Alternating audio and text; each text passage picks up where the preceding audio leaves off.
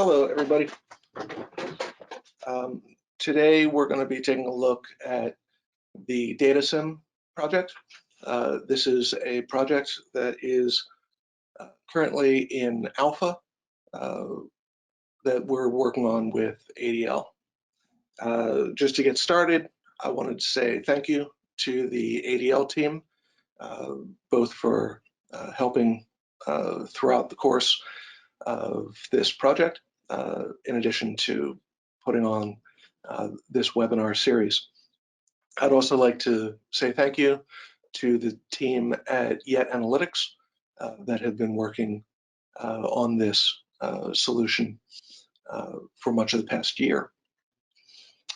So what I'd like to do is I'm going to go ahead and share my screen and walk you through sort of what DATASIM is all about and why it exists. So DATASIM is part of the total learning architecture, and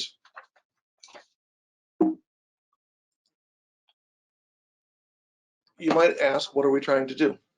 So the goal here is that we can produce open source specifications and an open source reference model application for the purpose of producing simulated xAPI data at any scale.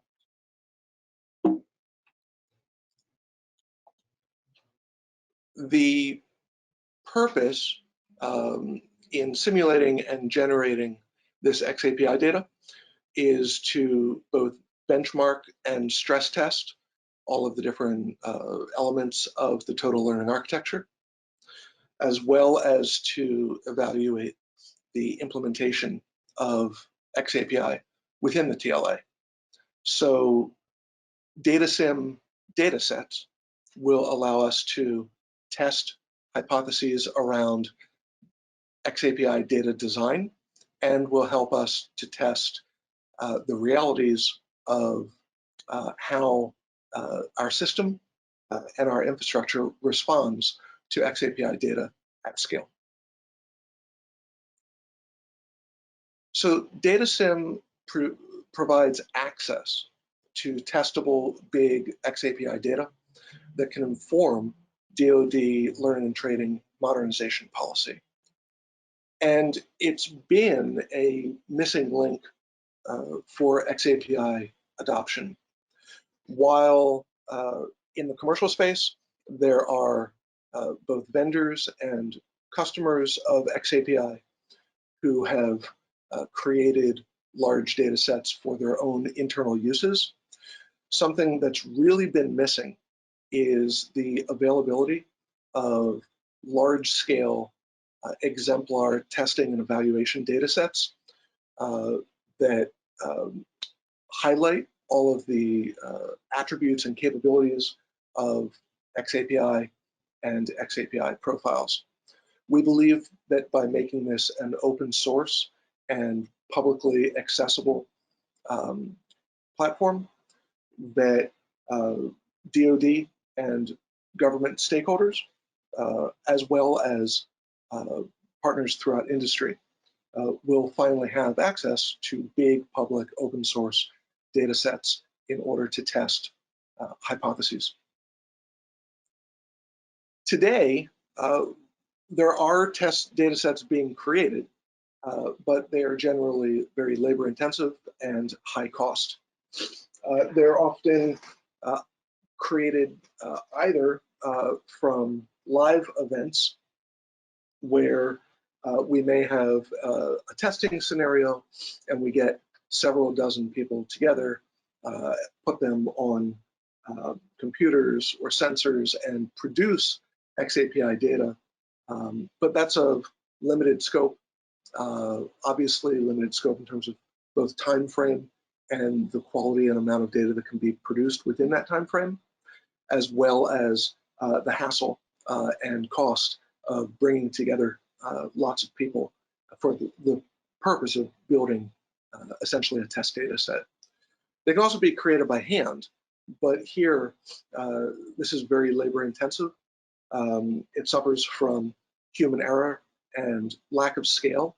And when we have in the past tried to scale up data sets for testing purposes, we often rely on dummy data that suffers what we refer to as the meaninglessness problem. It doesn't mean anything when a business user looks at it, and it's very hard to evaluate the effect of the data design on the kinds of metrics that we're looking for in terms of the outcomes of the analytics. So in DATASIM, we've taken a new approach. And there are four basic domains that we've considered in the way that we approach data simulation for xAPI. The first has to do with the learner personae.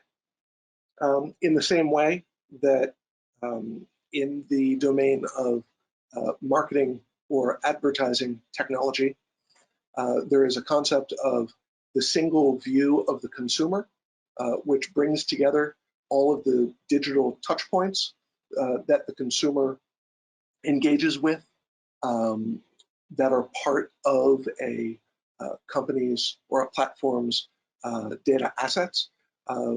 We can create sort of an event-based activity history of the learner or of the user in that case, and therefore derive personae from those. We can see different types of common pathways, different common use cases and scenarios. We can take the same approach using xAPI to the creation of learner personae, where by tracking learner activity over time, we're able to likewise recognize pathways and create profiles based on different use cases and different types of learners and different purposes of learning content. The second part has to do with simulation modding. So the idea of having a malleable and ad hoc way to quickly generate and then test simulated environments.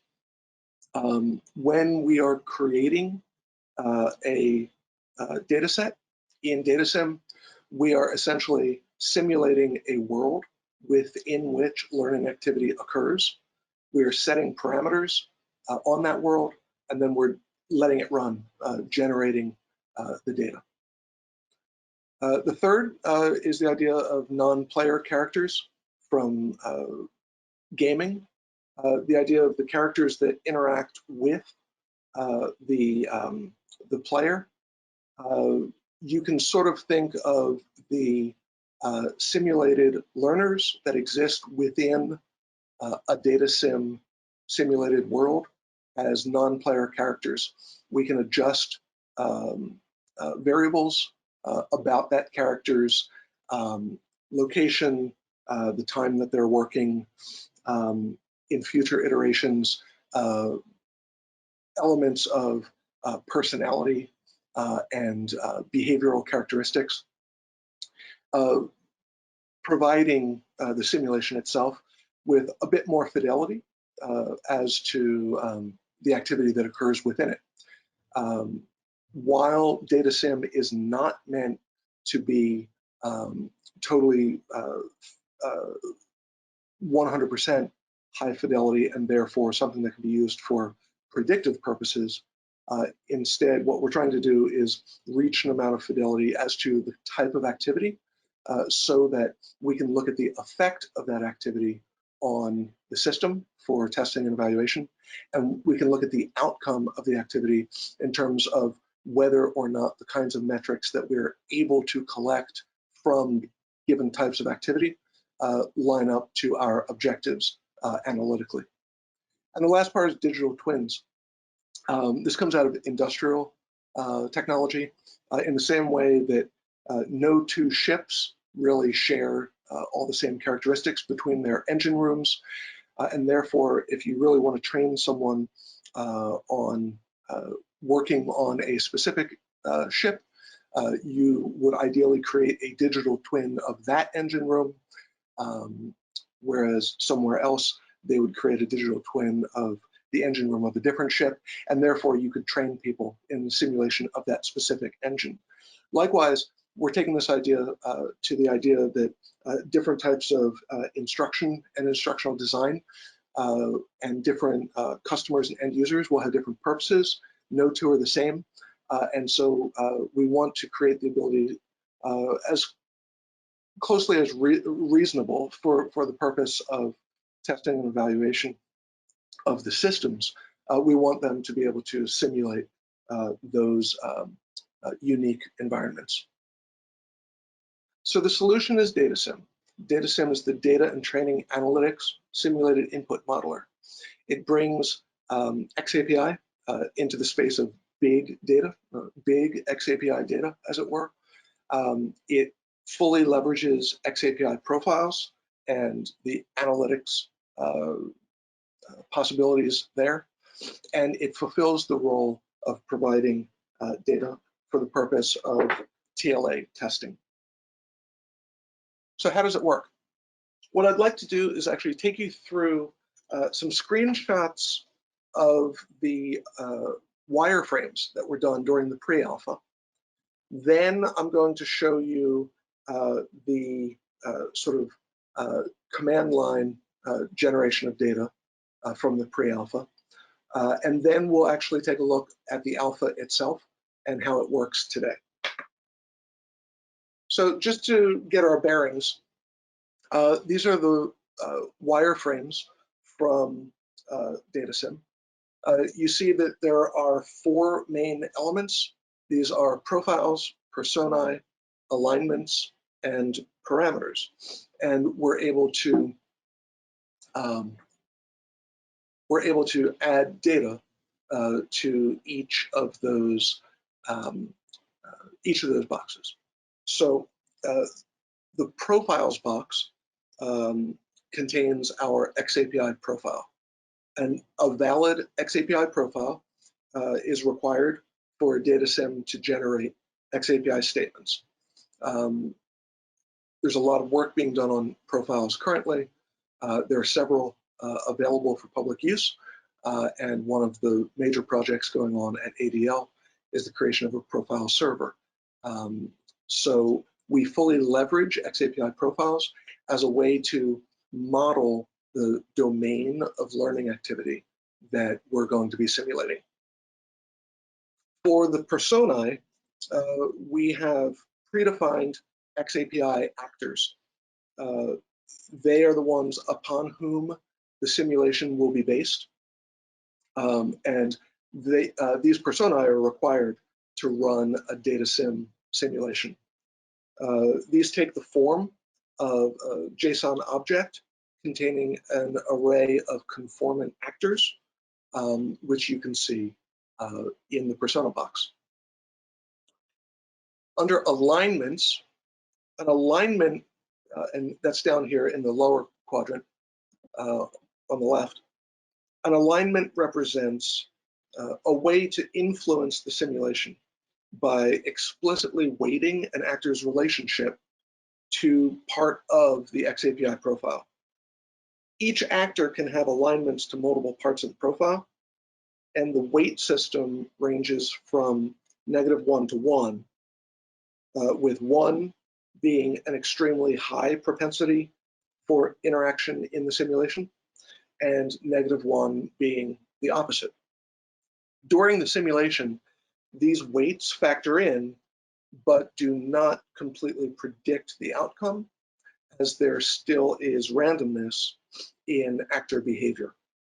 The records are a combination of actor, the IRI to align to, and the weight. The fourth part are the parameters. The simulation parameters, this input covers the details of the simulation that's not covered by the other pieces. This includes start time, end time, time zone, and most importantly, the seed. When run, the simulation will create a time sequence from the start time to the end time, and generated xAPI statements will have corresponding dates and times. The seed is important as it controls the input to all random value generation and corresponds to repeatability. So a simulation that is run with the same inputs and the same seed will deterministically create the same xAPI statements. But changing the seed value will create an entirely different simulation. The reason that this is important is for the purposes of testing, we may want to run one simulation live through an environment. Later, we perhaps have made some changes to that, but we want to go back to the original. So long as I have those original inputs and the seed value, I can always create, generate live that original simulation that I created. So all of this comprises what we refer to as a simulation specification. The simulation specification is a single object containing all of the above. This is exported during a simulation run and can serve as the sole input to another simulation. So we're able to save and export the simulation specification for the purpose of running it, storing it, and then running it in the future. So in terms of the technology itself as it exists, the alpha can currently create around 500,000 xAPI statements per minute on commodity hardware. So everything that you see today is just run on a laptop. All of the statements are aligned to xAPI profiles. All of the statements will conform to the behavior model established by the analyst. This is the NPC model and is part of that simulation specification. The simulations can be team-based to test data design serving group activity. Individual simulations can be run in duplication for testing purposes. And during the pre-alpha period, we did a webinar on this with the Total Learning Architecture Working Group, which I'm going to show you just a snippet of right now. So the Total Learning Architecture Working Group got together a month or two ago, maybe a little bit longer. And what we did here on the right, I have the parameters of my simulation specification. On the left, I'm going to generate a simulation. And this is just for the purpose of showing sort of behind the scenes what's happening. Let's take a look. But relatively simple. So I'm over here. I've already taken the resources and aligned the attributes to create the simulation that I want. And I'm just going to go ahead and start generating the output. So now, hopefully you can see that the screen looks like the matrix. And what's happening here is the generation of xAPI data. So the xAPI data that we generated during this this test in pre-alpha with the TLA working group, we generated 1.2 million statements in 2 minutes time. And all of this was aligned to an imaginary longitudinal look at the interaction with the CMI5 profile. So that's where we were a couple months ago. And now I'll show you where we are today. So this is DATASIM in the alpha. And what we have here are a couple different elements. So first of all, I'm able to import a simulation specification from URL. I can import it from a computer, and I can export that simulation specification out as well. I'm going to be sending my simulation directly to an LRS. And then we have here the elements that we saw before, the profiles, the persona, the alignments, and the parameters. So I'm going to grab a simulation specification. The one that I'm going to use here is for a subset of the Tactical Combat Casualty Care course. So when I open up that specification, you see that what it's done is it has filled in each of my boxes. So I've got the TC3 subset profile over here. This subset profile was for the purpose of modeling learning activity within video behavior, highly specific to the TC3 course. Over here on the right, we have the different persona. We have the alignments on the bottom left, and then our parameters on the bottom right. What I'm going to do is I'm going to go ahead and send this stuff to the LRS. To do that, I'm going to just paste in my API key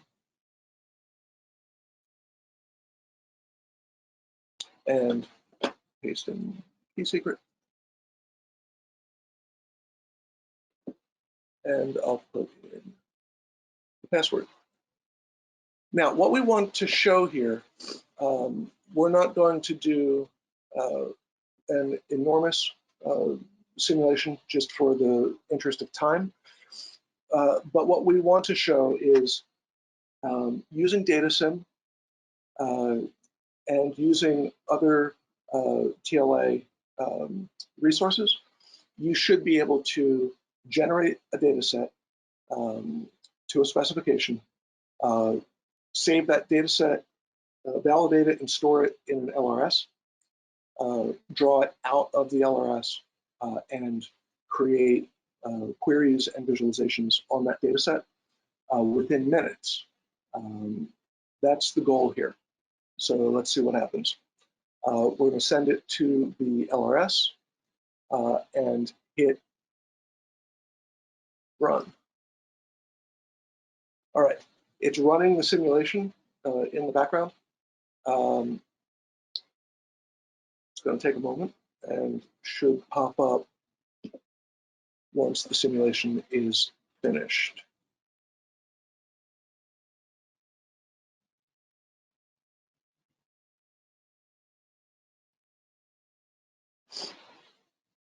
There we go. So we've got our simulation. I don't know how long that took, about 15 seconds. The simulation itself, we have right here. This is all valid xAPI data. The simulator itself has an xAPI profile validation tool built into it, which will validate that my profile is accurate, and it will validate that the xAPI statements created against that profile are accurate. So we've generated all of the data. I'm not going to scroll through all of it, but you can see we've got it. And then I'm going to go over and open up an analytics tool and see what we've got here. So this is the Dave application. Dave is the data analytics and visualization environment for xAPI. Later this month, we're going to do another ADL webinar, and we're going to go deep on Dave. For the purposes of right now, I want to take a look at what it is that I've collected here from this simulation. So this is a TC3 simulated activity, and I'll just call it DATASIM March 11th, 2020. That will let me open up my LRS. I'll go to the LRS.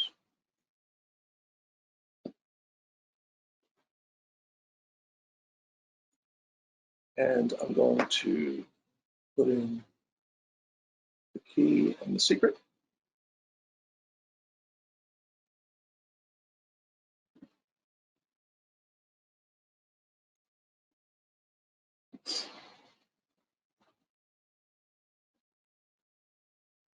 And we're going to generate that data. And here it came right here. Oh,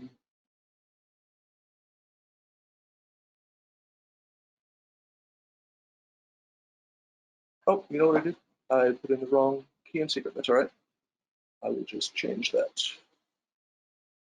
We're doing everything live here to show you that this stuff is real. So pardon any slowness.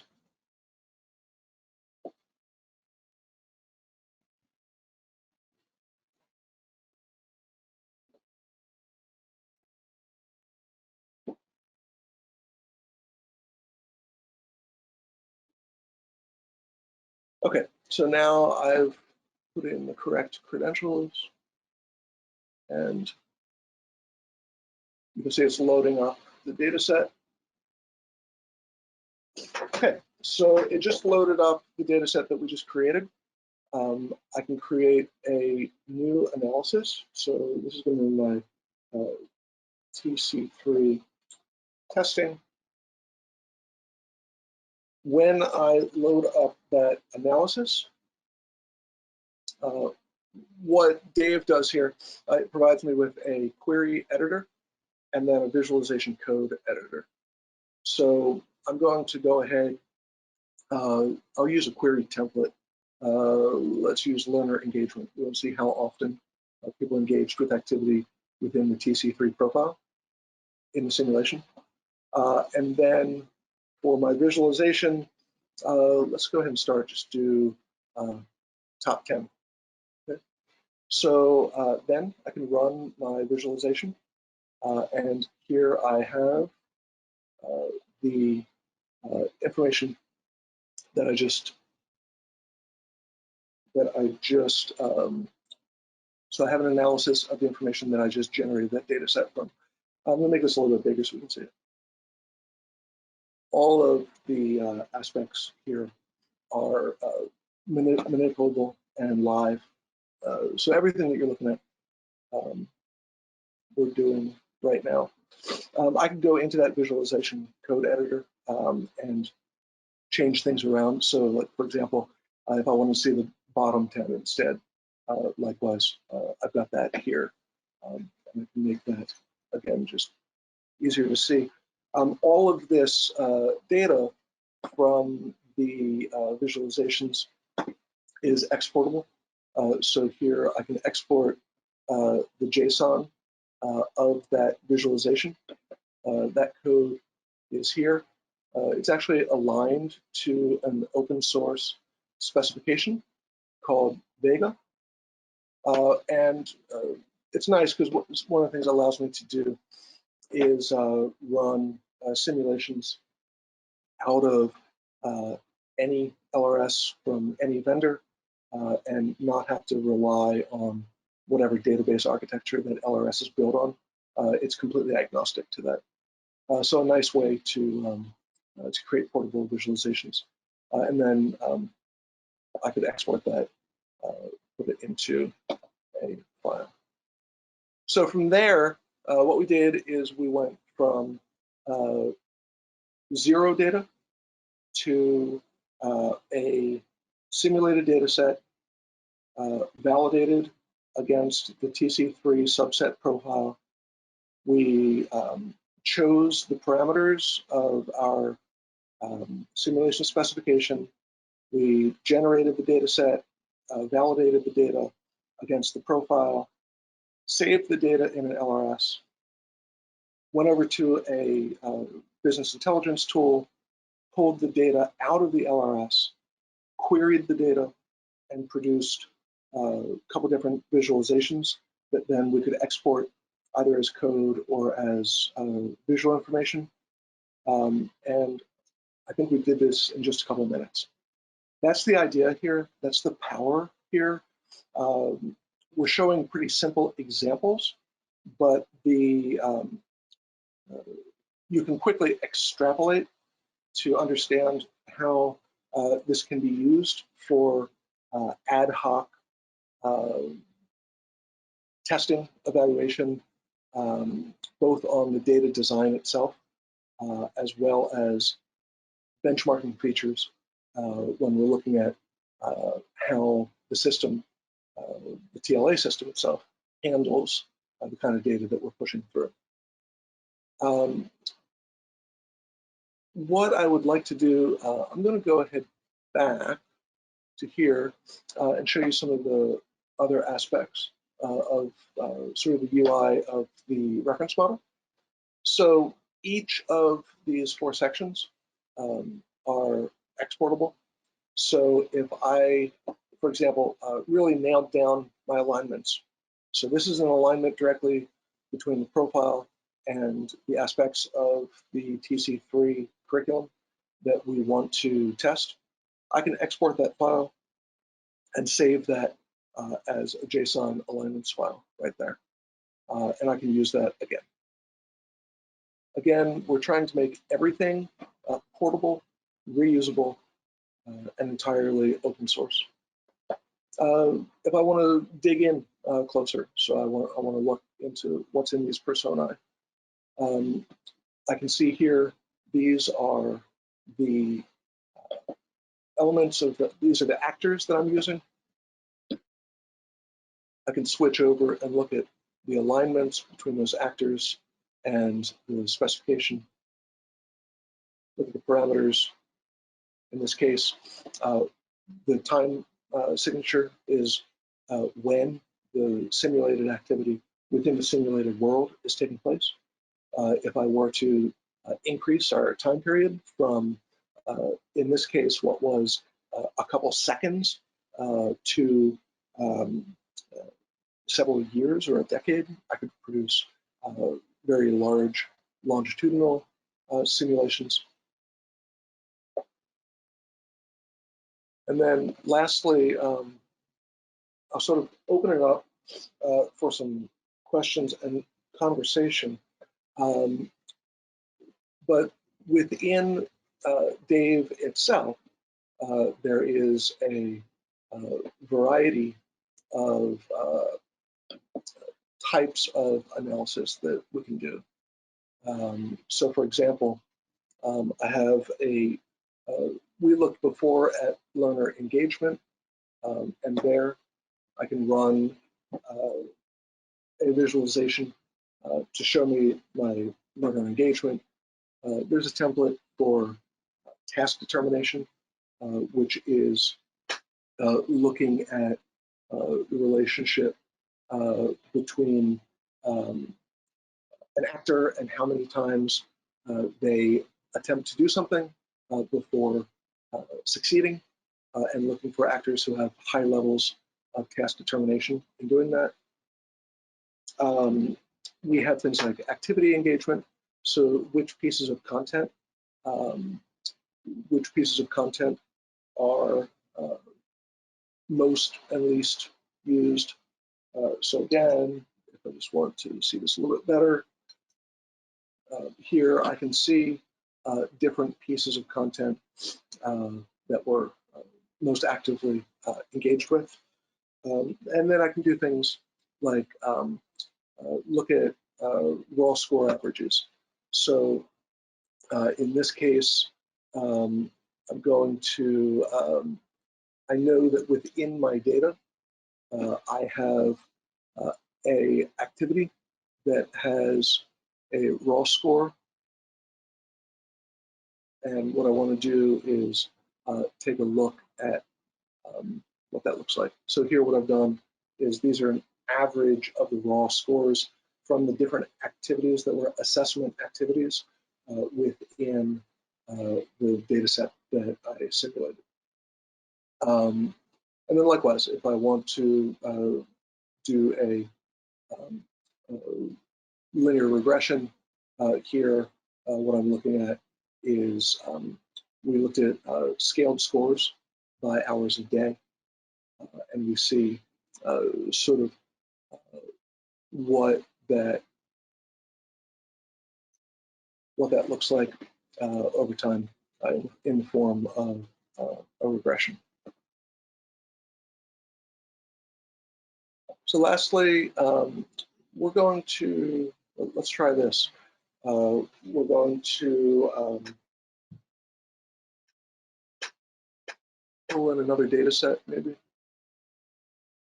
And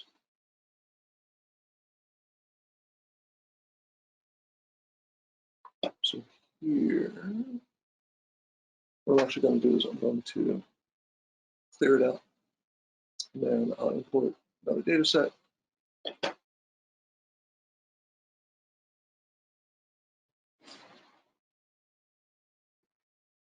And if we have time, we'll run another data set during the conversation. But for now, we're about 20 minutes left, and I want to make sure that we have we maximize opportunity for Q&A. So I'm going to hand it back over to ADL.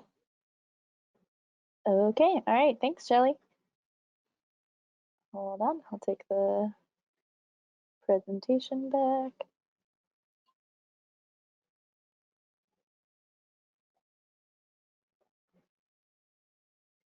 Okay. So the first question we have is, are there any limitations to the kinds of xAPI profiles that DATASIM can use?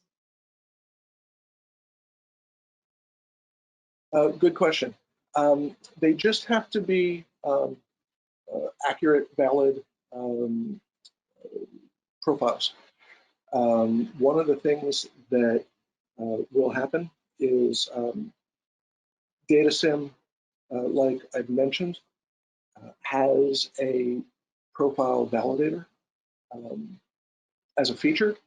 And if you try to upload a profile that is not accurate, you'll get an error report.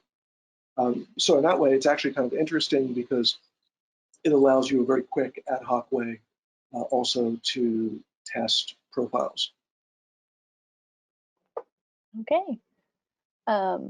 And just in case you weren't aware, I see there's still 74 people in the room here. So if you don't know where to type in a question, go look at the GoToWebinar control panel window.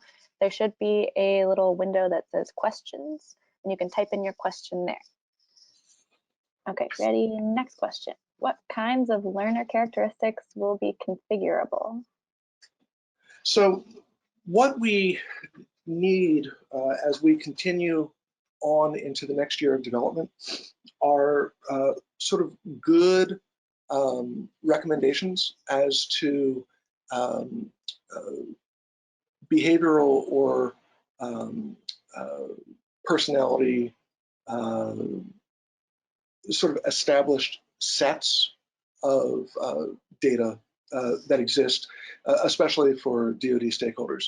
So we're going to start with the TAPAS model from the Army, which provides us a way to do some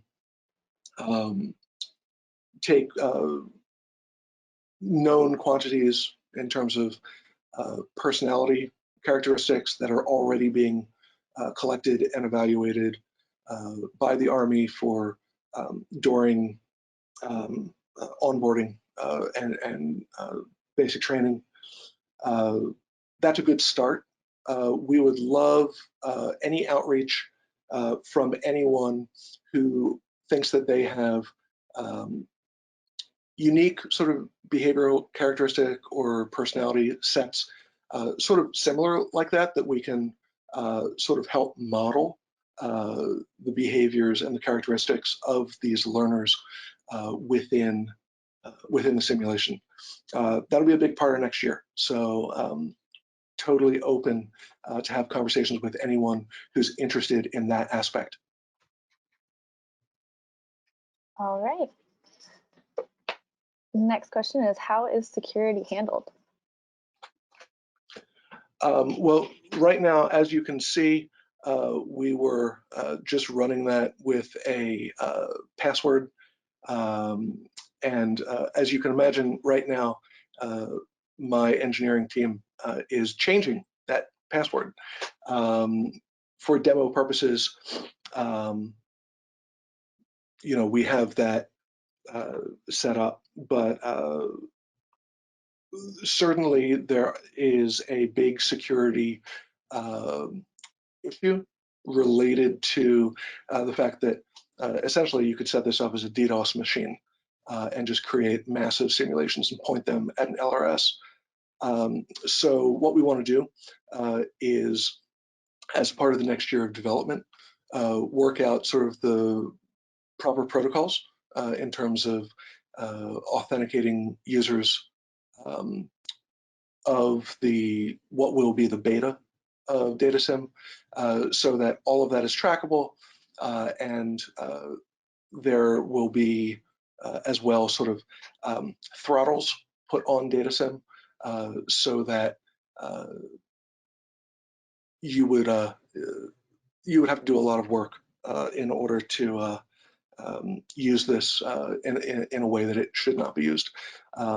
But definitely an important thing to think about generally regarding anything around data simulation, dummy data design, is that if you have an endpoint and you have a spigot, you can flood it. So we want to be cognizant of that. Right, great. Okay, next question. What are some areas of exploration you have in the roadmap for DATASIM? In addition to the behavioral characteristics part of the personae, one thing that is really interesting to us is to really design a simulation specification for ADL's MOM profile. The MOM profile essentially controls all of the different access and control loops within the TLA. We would like to create a model of that within a simulation specification, so that whenever anything new was added to the TLA for the purpose of testing an integration or testing acquisition of a new piece of software, that you could run a simulation against the MOM profile for the purpose of benchmarking, stress testing, and providing an evaluation, both in terms of the data design inputs to data metrics outputs, as well as the actual load of the data design in terms of like, what attributes have we filled in on the data model? How heavy is that on the wire? And what does that do to an infrastructure? I think that that from a sort of IT perspective is a really interesting area to explore. And then, of course, as you're doing that, in the same way that there are profile validators that live within DATASIM currently, you could create conformance mechanisms for any of the different applications within the TLA to be validated through DATASIM. So it becomes a way to test not only the load of data across the TLA, but a way to test the conformance of data throughout the TLA. All right, the next question. is digital twins may focus on the interaction. How do you think about the interactions between simulation and raw systems? Yeah, that's exactly what I'm getting at in my last comment. One of the things that we want to do is, so for example, if our purpose is to test essentially SCORM data in an LMS environment that is where the SCORM is being wrapped into xAPI, and maybe I'm taking SCORM data, and maybe I have just an e-learning application, a mobile application on a phone, and I'm collecting data between the two of those. That is a case where that simulation could be relatively light on the wire. If I wanted to create a simulation where I'm in the STE, the synthetic training environment, and I'm pulling simulation data off of the digital simulation environment.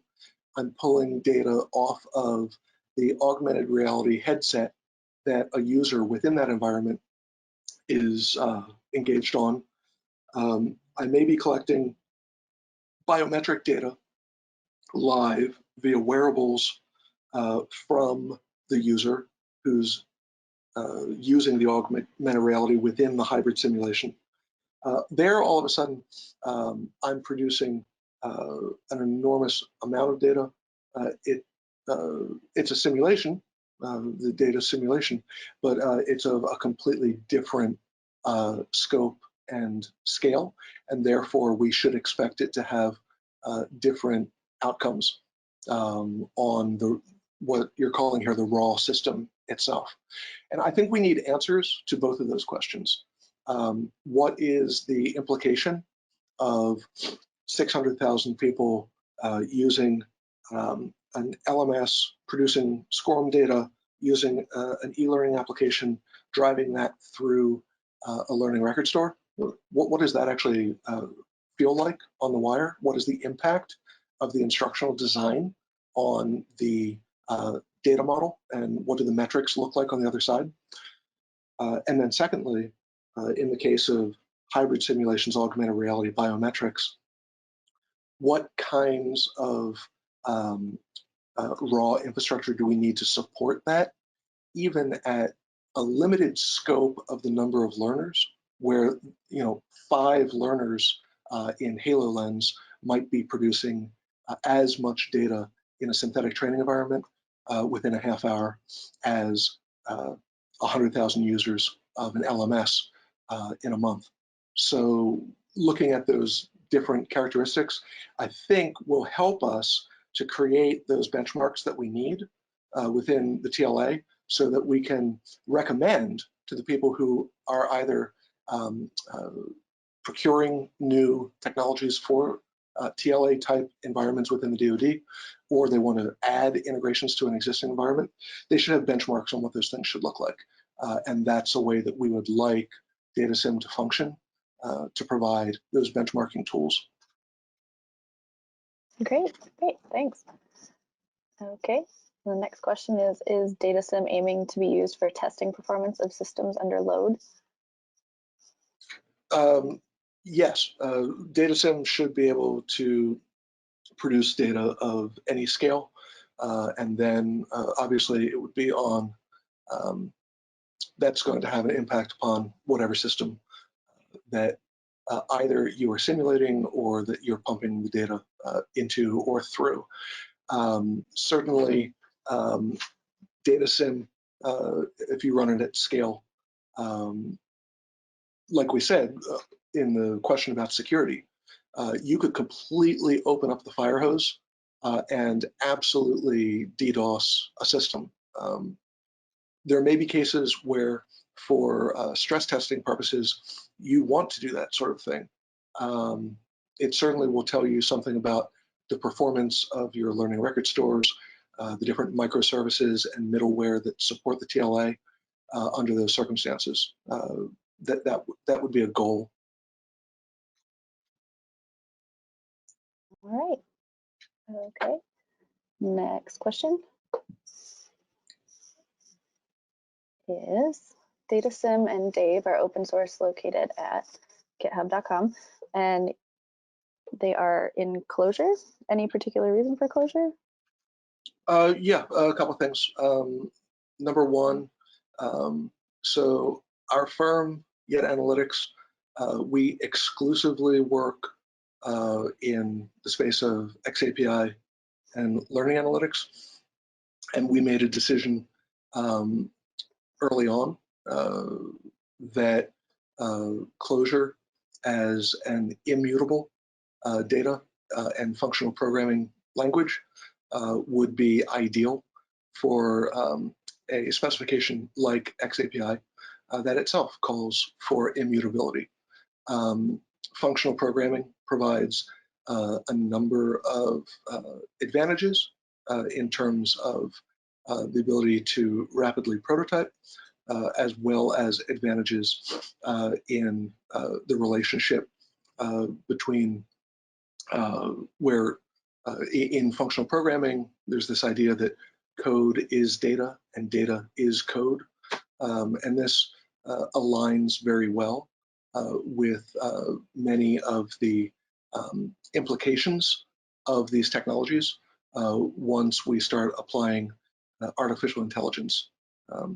So they are sort of some of the particular reasons.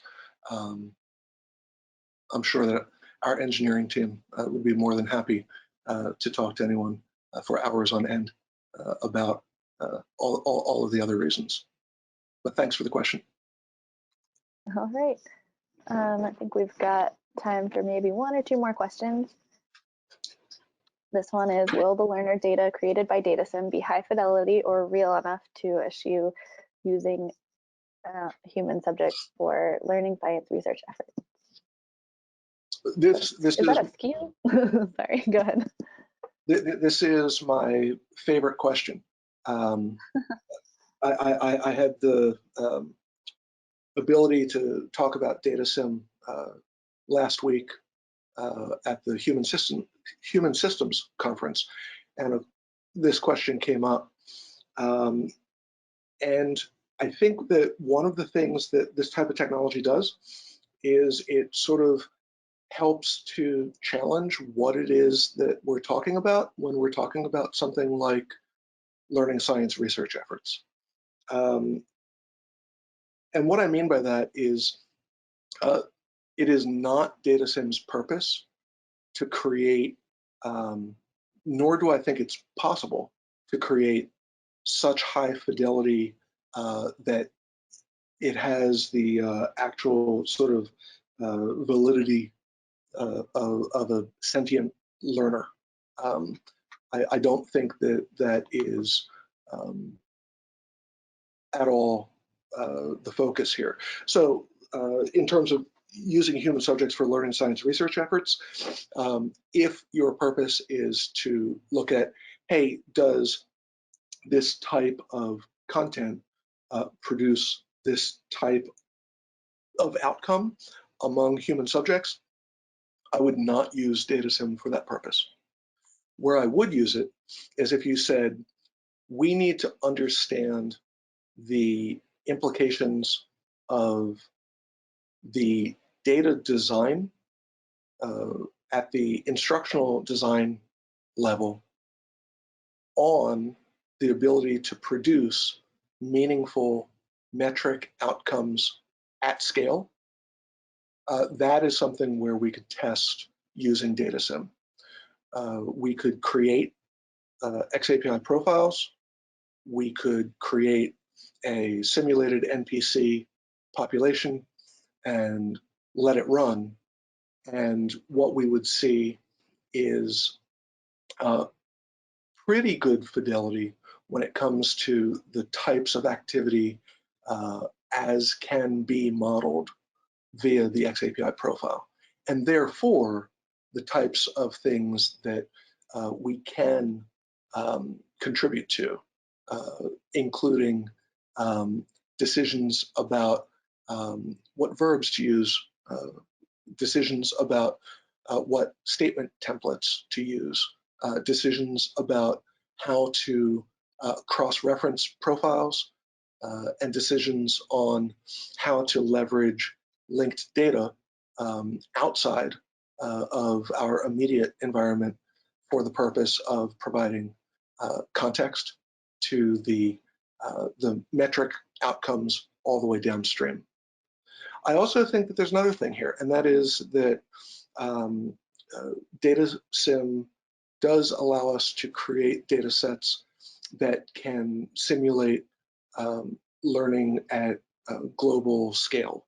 So for the purpose of testing whether technologies are actually capable of keeping up with the desires that we might have within learning science research,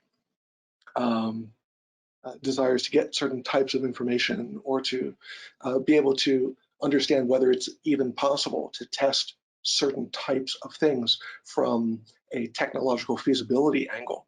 They're the types of contributions that DATASIM can make to the learning science space.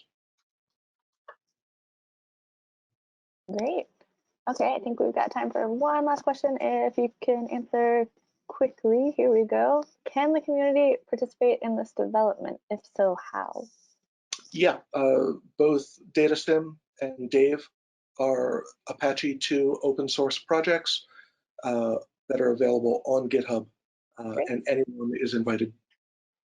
Awesome. And if anybody needs a link to that GitHub, it's in the chat window. It's what was mentioned during one of the questions, github.com/yetanalytics.